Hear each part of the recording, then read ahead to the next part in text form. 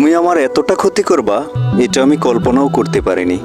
তুমি প্রথম থেকেই যদি বলতা যে তুমি আমার লাইফে থাকবা না, চলে যাওয়া মাঝপথে আমাকে ছেড়ে দিয়ে, তাহলে আমি আত্মসমর্পণ করতাম অনেক আগেই।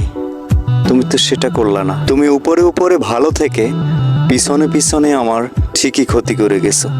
আর সেই ক্ষতিটা শুধু আমি কষ্ট পাইনি, আমার টোটাল ফ্যামিলিটাই কষ্ট পেয়েছে, আমার প্রতিবেশীরা কষ্ট পেয়েছে, আমার এলাকার মানুষজন কষ্ট পেয়েছে। কারণ খারাপ হতে পারি আমি তোমার চোখে, বাট আমার ফ্যামিলির কাছে আমি একটা ভালো মানুষ ছিলাম, আমার প্রতিবেশীর কাছে আমি একটা ভালো মানুষ ছিলাম, আমার এলাকার মানুষের কাছে আমি সত্যি একটা ভালো মানুষ ছিলাম।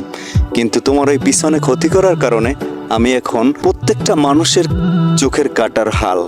আসলেই কি আমি এই অপরাধের অপরাধী? কখনোই না। একটা কথা কান খুলে শুনে রাখো, সময়টা খারাপ বাট ভাগ্যটা না।